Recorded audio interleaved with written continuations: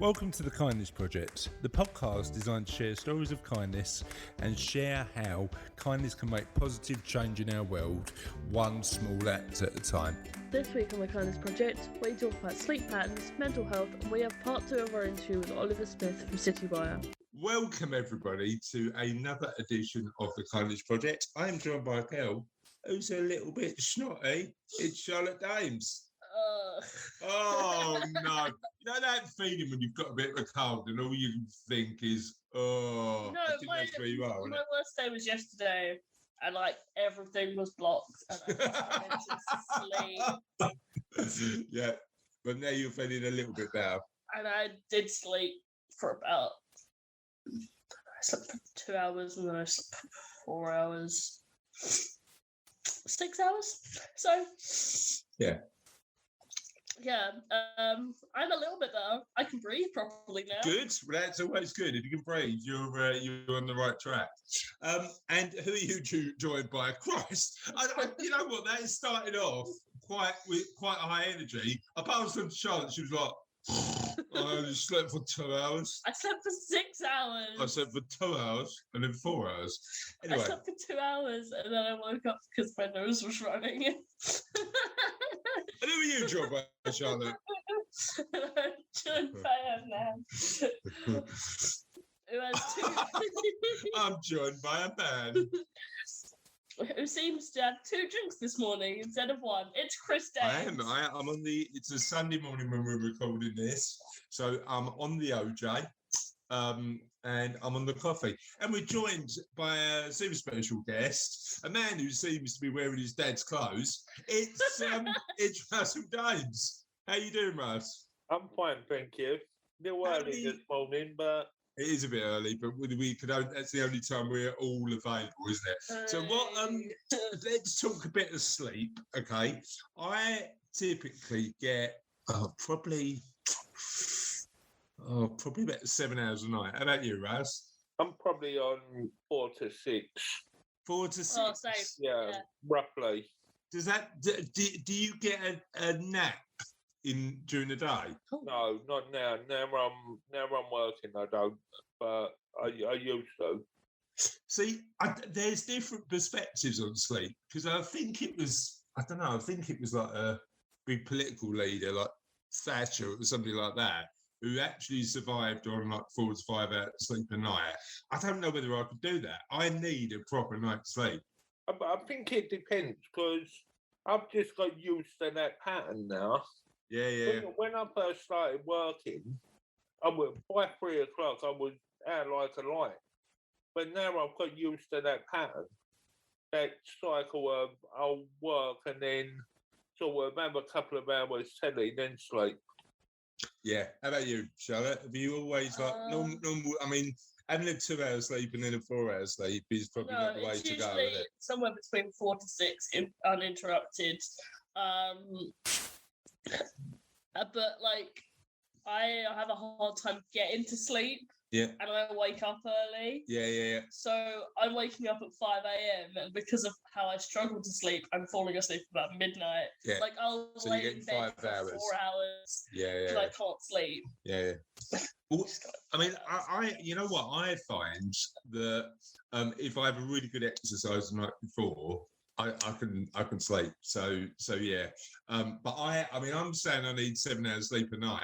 I could have 7 hours sleep a night and a power nap, and a 2 hours sleep on top. I mean, I love a bit of sleep, mate. Yeah, it's really good. Anyway, unofficial question of the podcast is, how's your sleeping? What write in, tell us what sort of sleep patterns you have. We're talking about 7 or 4 to 7 being oh yeah, this is completely normal. The average amount of sleep adults get.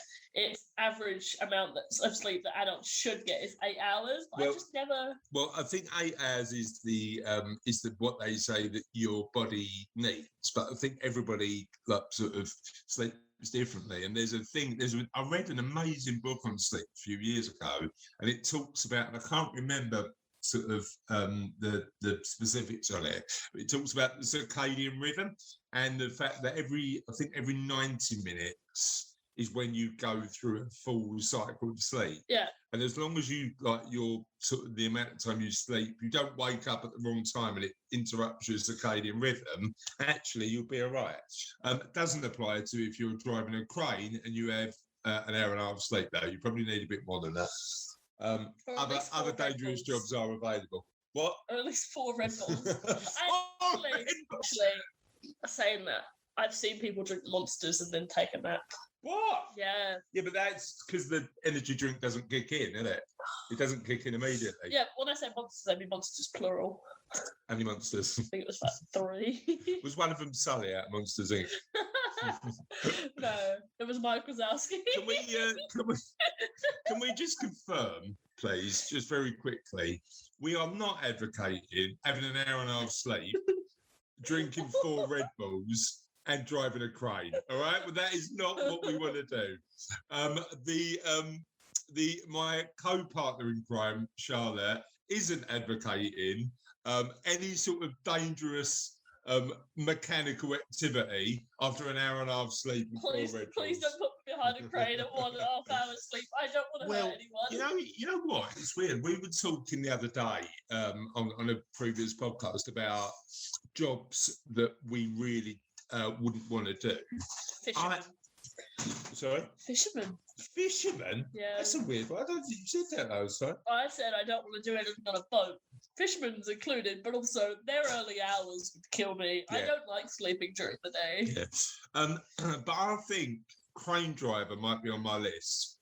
Because that, like the height you've got to climb to, and the thing is, if you get something wrong as a crane driver, you're like the built like sort of the stakes are too high for me. But I suppose there's ways of learning to be a safe crane driver. I'm just not going to move it at the time. And on that note, what I want to do is talk about today's question of the podcast, which is, what's your favourite pun?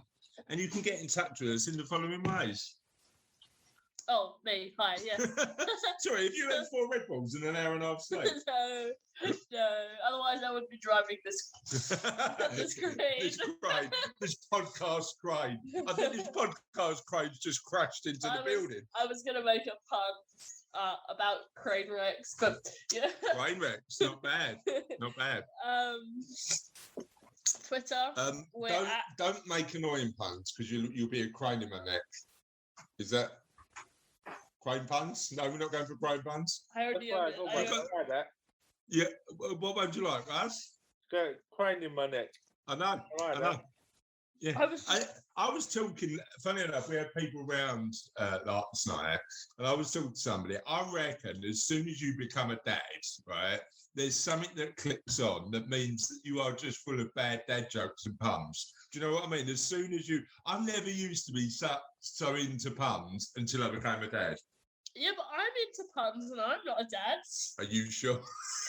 No! No, you're not a dad. All right. So, you got any crane puns before we move on, Russ? Move on, you interrupted my social media plugging. No crane puns. All right. Do the social media bit. Okay, on Twitter, we're at All the Kindness. It should come up if you type that in.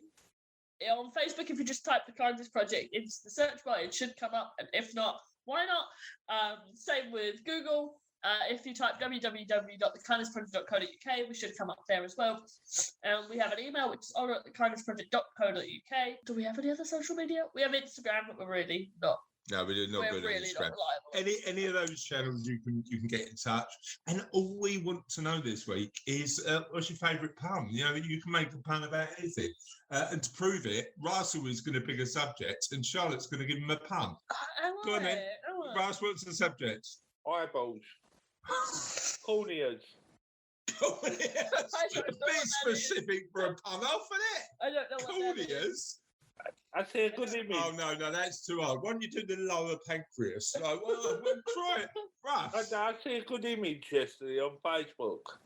So it was big eyeballs, loads of small eyeballs, and the big eyeball said "Good morning, class," and the class said "Good morning, Miss Iris," and at the bottom it said "That's a bit cornea." Oh God, that was. I wonder where that was going. I thought you were playing catchphrase with us, Oh, right? no. So we were trying to do it. Anyway, ladies and gents, you can definitely do better than that. So please write in with your favourite pun. We'd love to hear it. And on that note, shall we crack on the show? Let's do it. Cool. So, guess what, Charlotte? Guess what's back after so long? Kindness news. Kindness news. And that means that on the week that you've got a bit of a cold... I was debating singing the thing, and then my throat said no. My throat's telling me no. You've got to do the kindness news, a bit more of a static kindness news theme, but you've got to do it. Off you go. Oh, no. Kindness news. Kindness You can news. hear the start. Anyway, first one is from the BBC. Coventry disabled girl's favourite toy replaced by strangers. A disabled teenager has been sent replacements of her favourite toy from strangers around the world after hers began to break. Josie Will posted a message on Twitter asking for help finding a specific model of the toy, which her Rosie had loved since her second birthday. They're no longer made, and we're running out of ones that were interested in the post. Miss Will described the response as both heartwarming and overwhelming. Her sister Rosie has profound and multiple learning disabilities and would be really excited to see the new toys. A VTech light up learning bug, VTech. You had a bunch of them when you were a kid, didn't you? I think so. Had stopped being sold by a company nearly a decade ago. Rosie's current work in Ladybug broke yesterday. So in the efforts to fix one of our broken 15, we thought we'd give social media a go. We never expected the response to be so huge, said Rosie's sister. It's really heartwarming that so many people are so determined to help, even though they know nothing about Rosie, and out of the goodness of their heart, they just want to help. She said 15 replacements had so far been promised, but people were still coming forward. So I'm presuming it's going to be closer to 30 we're going to receive. People had also offered to fix the broken toys after they began to break after so much usage. Lorraine Will, the girl's mother, said, Josie and her sister have the strongest bond, and Josie will do anything to make sure that Rosie is the happiest girl ever. I couldn't be more proud of her. But I tell you what else that shows to me and illustrates yet again, most people are good, aren't they? Most people will help if they can. So great work. The second story of today is Northumberland Samaritan overcomes stammer to help others. A childhood stammer left Lisa Neelan afraid to speak, but now she's using her voice to help other people who are struggling. From the age of 8, a really bad stammer meant Lisa Neelan had a fear of speaking. Now, the 44-year-old from Witherington, Northumberland, is a Samaritans volunteer and regularly speaks to people who call the charity's helpline. Volunteer listeners like Lisa have provided emotional support to more than 2.3 million times since March 2020. I mean, I think the Samaritans, in terms of, you know, today's interviewee, we've got the second part of Ollie's interview, and we're going to be talking quite a lot about mental health. Having a service like the Samaritans, where somebody's at the end of the line and is available to speak to anybody whenever they need to, is so important, isn't it? Yeah. I know the Samaritans do amazing work. So volunteer listeners like Lisa have provided emotional support more than 2.3 million times since March 2020, where coronavirus restrictions were first introduced in the UK. I had help from the Maguire programme, which is a speech therapy programme in 2015. She said, one of the things I really wanted to do once I gained control was to do something really worthwhile with my voice. Now I've got control of it. That makes sense. I couldn't think of any better way to use my voice than to become a Samaritan. Well, well done, Lisa. Amazing work. Thank you to your contribution. And I love the fact that you've given back when you've helped. Do you think, Rice and Charlotte, that being helped, then if you're in the right mindset, then means that you want to help others? What do you think? I think you're right. All the help I've been given, it makes me more compelled to want to help other people. Yeah. What do you think, Charlotte? Yeah, I definitely agree with that. Yeah. If someone helps you, you're more likely to want to pay it forward. And that's why I think we could all do with being a bit more kind, because it is a virtuous circle, isn't it? You know, if people were helping more, then we're going to make the world just a little bit. You know, it's never going to be perfect. A little bit more of a kinder place. Yeah. On that note, should we get to part 2 of our interview with Ollie Smith? Now, we started our conversation with Ollie last week. Ollie is a friend of mine, amazing guy. You're a fan, aren't you, Charlotte? Yeah. Tell us about your experiences with Ollie. You've caught me off guard. Have I caught you off You've caught me guard? off guard. Yeah, he's a decent bloke. You've caught me off guard. Tell me about your experiences with Ollie. Expecting you to go, yeah, he's amazing. He is amazing. He's a decent bloke. He He's is a decent bloke. He is a decent bloke. And Ollie is somebody who does a lot of work around making sure we have more open and honest conversations around mental health, which I think is so important. So in this part of our interview, we continue the conversation about the importance of being open and honest about mental health, some of the challenges that we've all faced, and why, if you're struggling, it's important to speak out. Conversations with people about mental health. Is there an assumption that now you're better and now it's not an issue anymore, or is that something that people get? I wouldn't say so. It's really interesting, you know, speaking to people, particularly of my age, because I think. And I wouldn't cast any aspersions about, you know, categories of people at all. But one thing I've just noticed is that some people get it and some people don't. You know, there's kind of an unwritten language, almost an informal language where, you know, when you say something like "I'm having a really tough time," people who don't even need to know you, who have empathy for that, they just know. One thing I would say too is, you know, I was talking with a relatively new colleague in the pub, actually, which is a new thing again for me after the pandemic. Back in the pub. I've missed that. Unbelievable. I mean, what a brilliant thing for our well-being to be able to be with people again. Just to plug that.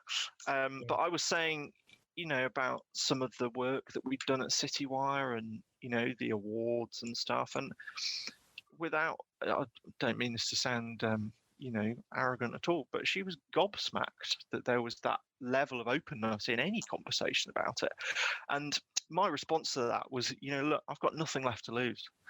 Yeah, I've literally, you know, mental health has wrecked several of my family relationships. You know, it's caused me periods of really, really deep loathing and despair.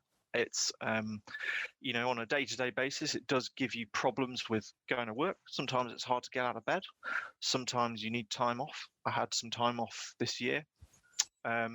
So in my opinion, I don't have anything more to lose, really. I've lost a lot already as a result of it. And, you know, the climbing back up the hill bit is in some ways easier to me because it's just about doing whatever I can to make good on that negative or those negative periods in my life. I mean, I think I would say in comparison to certain other people who may be at a different point in their journey and they feel less comfortable talking to people anyway, I'm probably more open about it on average, you know, because of who I am. I'm a bit more of a people person.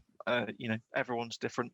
I think that does give me a bit of a leg up. And it's, you know, I was saying this to Gretchen and Olivia, who were running their, you know, their diversity podcast on financial services, is that itself creates a bit of a quandary for me because I know that I find it very easy to be the loudest person in the room. Okay. And, you know, incredibly easy. And that's a dilemma because, you know, having people in the room that are even willing to talk about this stuff is so important.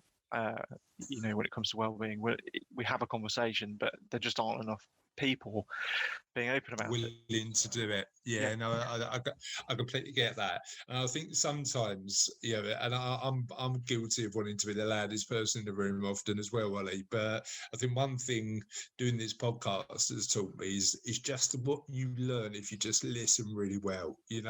Just that. Help me understand so I can learn and be better. It's just such a sort of been such a game change for me. I suppose the interesting thing about that, and again, as normal with this podcast, I've sent you a set of questions, and because you're, giving me so much interesting stuff, I'm going to go off on a tangent again. But I suppose the interesting thing is that element of the impact on your relationships. Now, was that because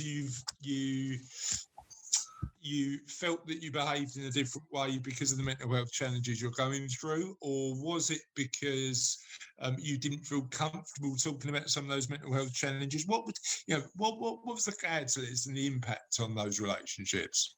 It was definitely a combination of both of those things, but there was a third thing, which is simply a lack of understanding. And this is one of the toughest things I see in people who are perhaps at a different point in their journey with their mental health, is the self-awareness. And I think, if there's one moment that I could pick out from that era of my relationships really suffering, it's the therapy sessions I did in London at the end of 2017. So, for context, I'd been incredibly ill, I think, which Chris, I'd had these really, really serious illnesses, and it had left me with, in theory, a really good bit of time off, a year to sort of collect myself, and CityWire had been really, really supportive about that. But it went really drastically wrong. And at the end of that year, I found myself, back in the UK, been living abroad with my family, and it had all gone wrong. And I was back in the UK, sort of trying to pick up the pieces. And the most painful part of that was learning the self-awareness about what had gone wrong and why. And I found it so difficult, and it almost ruined me. Like, I can't underplay that enough. I was so self-conscious about what other people thought about me, and I wanted to control that so much because I was so scared of the existence of my own failings, which is not to say it was all my fault, but you take responsibility for the stuff that's yours. And I found it very, very difficult to confront the idea that I was actually trying to control this stuff too much, and that I actually needed to let go a little bit, confront some of the things I'd done wrong, confront the fact that I had some really bad and negative thoughts inside me that, didn't do me proud. They didn't do me justice as a person. And that was probably the most significant hurdle I had to cross. I mean, it wasn't easy at all. I lost my therapist in the process because I couldn't handle it. And, I got back on the road in 2019, and, that's been a much more consistent journey for me. And I felt much more comfortable just saying in private and opening up, this is why I behave the way I do. This is why I react to these situations the way I do. These are my insecurities. These are things that have happened in my past that mean that I don't quite handle certain things as appropriately or as professionally as I should, or whatever it is. So I think, it is a combination of those two things. But the third thing is self-awareness, and learning self-awareness. I mean, that is a lifelong thing. The only thing I can comfort myself with on that journey is just, some people don't get it ever. That have made any progress. I mean, there's a couple of really interesting things there, I suppose. Number one is, I suppose talking with other people who are, close to me, family members, about mental health, the generation above, so I'm 43, but the generation above have always been told, don't talk about this stuff. And there's people I know who I've known, all in my life, who it's taken. I've had conversations with guys in their sort of 60s and 70s about mental health, and it's taken 40 years to get to a point where they've said, I've struggled all my life. So it's interesting how sometimes that, that's part of those challenges for the older generation is if you're told for the first 30 years of your life, don't talk about this stuff, man up, do all this sort of keeping quiet stuff. It has a longer term impact, don't you? You don't. Yeah, it's so interesting. But I suppose part of the thing that is beneficial is having open conversations. And have you found that since doing that, more people have spoken to you about their own mental health and the things that might help them? I absolutely have. Yeah. It's been really, really revelatory, actually, and to listen to people, which I try and do. I don't get it right all the time, but I try and listen consciously to that stuff. I think one thing that I've really detected is, and this I think relates to the point about having the infrastructure and some substance, is that when you get to age 50. I mean, Chris, you don't look a day over 32, if I may say so. But the lighting's really good in this room, Ollie. The lighting's really good. I've intentionally done it, and I don't think I've got my filter on. But yeah, I'll take that, Ollie, even if it is a blatant lie. That's fine. I'll still take the compliment. Thank you. Certain mistruths have to be absorbed. Yeah, I mean, I think let's, for the sake of argument, say you don't get to the age of 50 without going through some really significant stuff in your life. And, for some people, it happens really early on. Yeah. I can think of sort of, guys in their 40s and 50s that I know who they go through that classic trajectory that we see in society now of, their elderly parents are really sick and ill, and it's a challenge, and they've got kids in uni and their lives are busy and really, really stressful, and there's a lot there to cope with, and they might not have the coping strategies to recognize how it's affecting them. There are a lot of people I've spoken to because of my age for whom the trauma, and let's call it that, has occurred in their teens and in their early 20s. I would say I'm probably one of them at the less damaging end of the spectrum, certainly, but yeah, probably one of them. If you lose a parent when you're 12, if you come from a family where there are really, really significant issues with addiction or abandonment, you go through some really, really difficult things early on in your life that change your life forever. And I think that is that's something that I really try and promote in the conversation about this, is that it's really important to say to people to be open. Yeah. But there has to be some meat on the bone there. It can't just be about memes on Facebook saying, it's okay to not be okay, and how woolly that is. There has to be some system to help people deal with really, really significant, tragic and damaging events in their lives. And the people that I've met with much, much more significant problems than me, I would say in large part, unfortunately, to some degree, have been abandoned, either by the people that they trusted or the system, to call it that. And that's the biggest shame, because when people open up to you about that, you realise that, life isn't rosy. Things go really dreadfully, dreadfully wrong. And by the time you get to age 50, you've probably encountered not one or two of those events, but probably 3, 4 or 5. You've had critical illness or something, you've been through a really awful divorce, something broken down in your family, your child's passed away or something like that. So there has to be a system for handling with, the really serious stuff that we go through as human beings, and for understanding the inevitable impact that has on our well-being. I suppose the other thing that was really interesting that you pointed out, and it helps my mental health actually, because there's a couple of things that I do, and I'm sort of interested in sort of what you do to help manage and maintain a sort of positive mental health. But one of the things for me is stoicism. So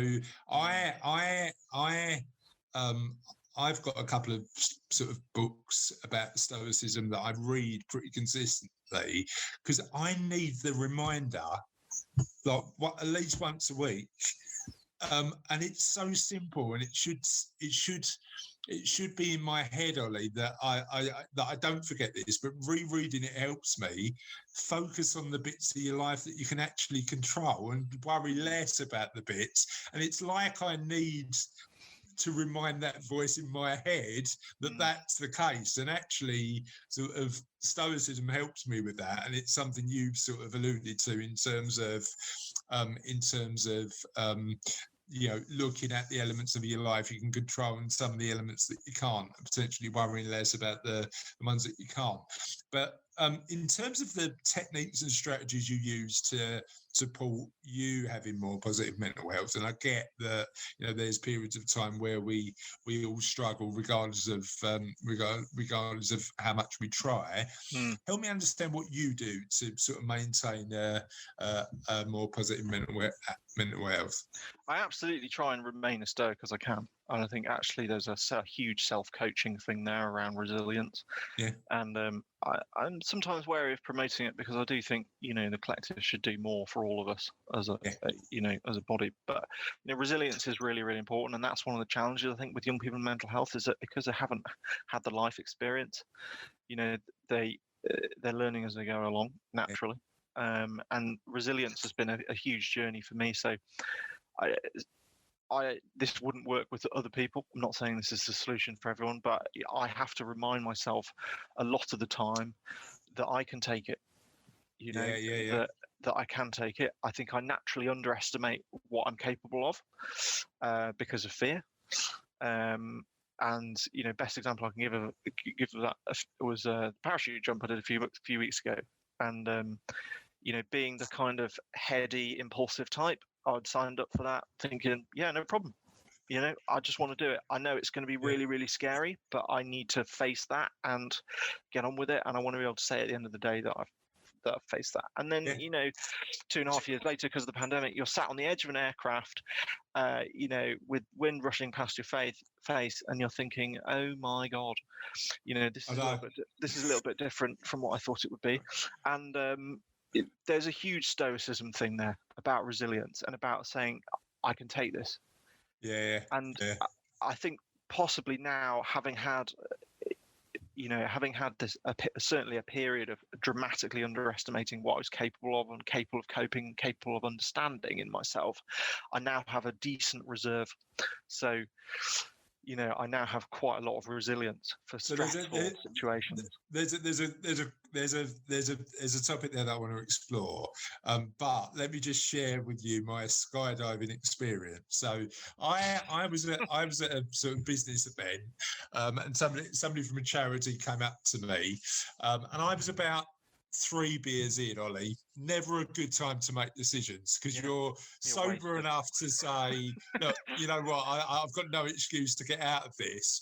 But you're feeling a bit more, I can I'm okay. I can take on this sort of stuff. So I said yes. The charity announced I said yes. The guy who was running the event, a guy called Ted, David, who runs the charity, spoke to him and said, "You're never going to believe this. Chris has just said yes to a skydive. He's announced it to 200 people, so there's no getting away from it now. I'm done." And then, so this was back in 2019. I sort of went and did it, and it was on the south coast somewhere. But the weird thing is, for me, it was actually quite. Because did you do a tandem? Yeah. So I did a tandem, and there was a bit of a absolution of responsibility because the guy I was connected to knew what he was doing, and there was that element where if it was me sitting on the edge of that plane on my own, I just never would have gone. I totally agree. And I thought about that a lot in the aftermath, actually. And it's made me ask the question, could I do this on my own? And so, when I mentioned Go Ape, actually, there was a moment where we were on the treetops between two platforms, and there was a cable between, a really sturdy cable between two platforms that you can do, you can do a bit of a tightrope thing with your trolley on the cable above. We jumped it. Right. My colleague was like, jump it. And that was probably scarier, actually, because you have to do it yourself. So it was a really significant moment for me where you're like, I don't know how far up in the air, up 80 feet or something, 100 Yeah, feet, something like that, and you jump off. It's like, whoa. But there's also that element of as you say, building resilience by doing stuff that might scare you a bit, isn't there? But yeah, the weird thing was, so I got to the bottom, and the guy who was just behind me that was coming down, who was raising money for charity, I hadn't met him yet, and his podcast interview was the following week. So he was on the podcast, and we met because we both fell out of the plane at the same time. So it's a funny old small world. But I suppose the other factor there is that support from others has been consistent in our conversation today in terms of having somebody to talk to about some of those mental health challenges. Support from others has been massive. Yeah, talk to me a bit about that. Well, I think there was definitely a moment where I had to confront that I needed help. And I think being a high achieving white middle class guy, that was difficult, boo-hoo. Really difficult. I think it concerns me that, we perhaps try and do the resilience piece too early with young people before, the conversation about this is going to be tough, so you're going to need to reach out for help sometimes. Actually, that's just as important an ability. I think often the biggest step in my struggles is to say, stick your hand in the air and say I'm struggling, and without that, nothing happens. Yeah, okay, and I suppose that's the reality of it. It's not, I think you're right. With like the conversation about resilience doesn't mean we're advocating resilience as the only solution. We all need people to help us every now and again, and putting your hand up is so important. And that, and this comes on to the point about kindness and the kindness podcast, and what my personal understanding of kindness is, Chris. And I think I was sort of designing this TEDx talk in my head for kids about kindness, and what is kindness, and the kindness that we teach in schools is quite biblical, isn't it? It's quite kind of the Good Samaritan, and but there isn't really that the depth of explanation about the implications of kindness. And as far as I understand it, in my life, people being kind to me and supporting me, be it my family or my brother, who I have a very close relationship with as a result of my various mental health struggles, is inconvenient, right? If you're kind to someone with mental health problems, sure, they're going to need to be boundaries and stuff, but you're going to be inconvenienced by it. You're going to have to leave work late. You're going to have to stay behind. You might even have to buy them their prescription at the chemist's. It involves a degree of inconvenience, and it's not as simple as to say, just be kind, which is what the T-shirts of Matalan and Next all have emblazoned on them. That's it's just not that simple. That's a superficial message of kindness, isn't it? Completely. Yeah. The practicalities of kindness are so much more complex. And my friend texted me the other day and was very open about the fact that he's going through, among the worst patches that he's had. He's really, really stressed, burnt out from work, and he was clearly at a really, really low ebb. And he, like me at times, expressed this sort of almost horror that his boss had to shoulder some of the consequences of that because he wasn't able to work and needed to take some time out. And the sheer fear there of people feeling like failures and having to throw in the towel at least for a break, and the potential consequences of that in terms of your reputation at work or among your friends and family. So that was part 2 of the interview. What did you think of that? Yeah, it was good. Are you too snotty to do No, I the can do it. This is my favourite bit. Go on then. Tis the end of another podcast. But the end is never really the end, because the end is always the beginning of something entirely new. Entirely no. It is entirely no. And last week's question of the podcast, which you actually missed because you were working, I think you were sitting in the background listening in and getting involved. But I did manage to hit 1,000 words of my English essay that day. Well done. So marks. The question of you know what, I've got to go out for a marathon training run today, and it's 14 miles. And I'm thinking, that is quite a long way for one man to just plod around, isn't it? I'll get there. Anyway, last week's question of the podcast is: what's your favourite Spice Girl name? Wrong answers only. What would you pick? I think we've had this discussion because we had it at the dinner table at the place with the pointless sword game. But we didn't have it on a podcast.